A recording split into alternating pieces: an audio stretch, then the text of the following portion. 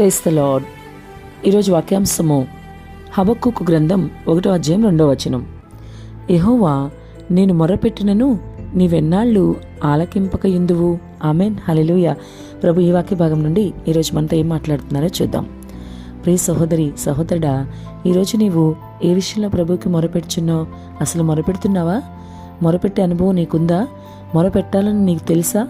ఏ విషయాన్ని బట్టి నువ్వు చాలా భారంగా ఆయన సన్నిధిలో ప్రార్థిస్తున్నావో ఒకసారి ఆలోచించు.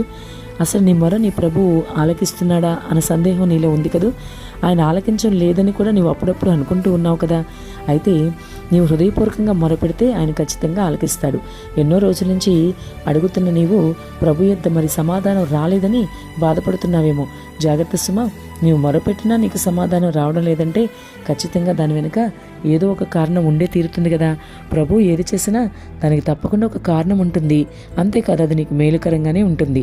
ఒకవేళ నీలో ఏ దోషము, పాపము, లోపము అవదేతున్నా ప్రభు నీ మొర ఆలకించడు, అది అందరికీ తెలిసిందే కదా.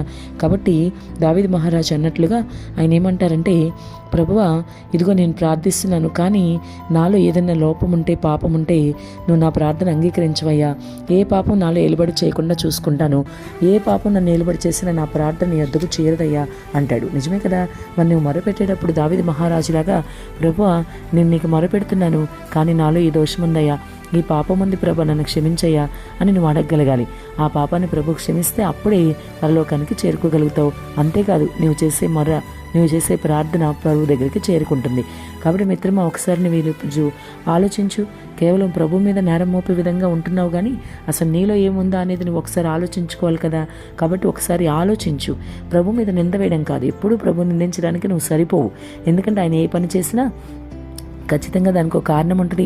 అంతేకాదు, ఒకవేళ నీలో ఏ పాపం లేకపోయినా నువ్వు మొరపెట్టినా ప్రభు యుద్ధకు వెళ్ళినా నీకు సమాధానం రావడం ఆలస్యం అవుతుందంటే మేలైంది నీకు ఇవ్వాలని ప్రభు ఆలోచిస్తున్నాడు. ఆలస్యమైన తన బిడ్డలకి మంచి ఈవులు ఇస్తాడు ప్రభు. అది నీకు తెలుసు కదా. తెలుసు కూడా మాటికి ప్రభు మీద నింద మోపుతావు ఎందుకు? ఆయన్ని దూషిస్తావు ఎందుకు?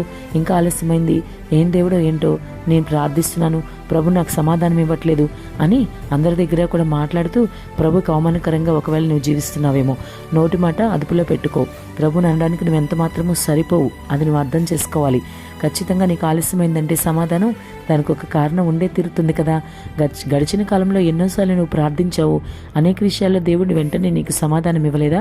మరి ఒక్కసారి ఆలస్యమైనంత మాత్రాన ప్రభుని అనేస్తావా? ఎందుకు నేను ఎంత ప్రార్థించినా నువ్వు వినట్లేదు, నా మొర ఆలకించట్లేదు అని అనేస్తావా? అనడానికి వీల్లేదు సుమా. ప్రభు ఖచ్చితంగా నీకు కార్యం చేస్తాడు.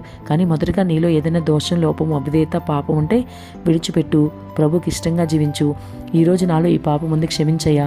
ఈ పాపం నన్ను నిలబడి చేస్తూ నేను ప్రార్థిస్తే నా ప్రార్థన నీ వద్దకు రాదు కదా అని నీ పాపాన్ని మొదటిగా విడిచిపెట్టి ప్రార్థించు. అప్పుడు ప్రభు సన్నిధికి నీ మొర వెళ్తుంది. రెండోదిగా, ప్రభు ఆలస్యం చేస్తున్నాడు, నీలో ఏ పాపం లేకపోయినా ప్రభు ఆలస్యం చేస్తున్నాడంటే ఖచ్చితంగా నీకేదో మేలైంది ఇవ్వాలని ఆయన ఆలోచిస్తున్నాడు. ఆయన చేసే ప్రతి పనికి ఒక కారణం ఉంటుంది కదా. అది నీకు మేలుకరంగానే ఉంటుంది, అది ఆలోచించుకో. కాబట్టి ఆయన నీ మొర ఆలకించాలంటే మొదట నీ 100% ఆయనలో విశ్వాసం ఉంచి మొరపెట్టు. నీలో ఏ లోపమున్నా సరి చేసుకో. నీ హృదయపూర్వకంగా ఆయన అడుగు. నీ ప్రార్థనలో నీవు నిజాయితీ ఉండే విధంగా అడుగు. నీవు అడిగే విషయం నీ ప్రభుకి అంగీకారయోగ్యంగా ఉంటే చాలు. ఇలా నీవు ఉండగలిగితే ప్రభు తప్పకుండా నీ మొర ఆలకిస్తాడు, ఇంకా నీకు ప్రతిఫలం ఇస్తాడు. కాబట్టి ఈరోజు నీ హృదయ స్థితి ఎలా ఉందో చూసుకో. దాన్ని బట్టి ప్రభుని అడుగు. ఆ మొర్ర ప్రభుని, నువ్వు చేసే మొర్ర ఉందే, నువ్వు పెట్టే మొర్ర ప్రభు దగ్గరికి వెళ్ళే విధంగా ఉండాలి. అటువంటి మరి కృప ఏదైతే నువ్వు మొరపెట్టే అనుభవం మరి ప్రభు నీకు దయచేయనుగాక. ఆమేన్.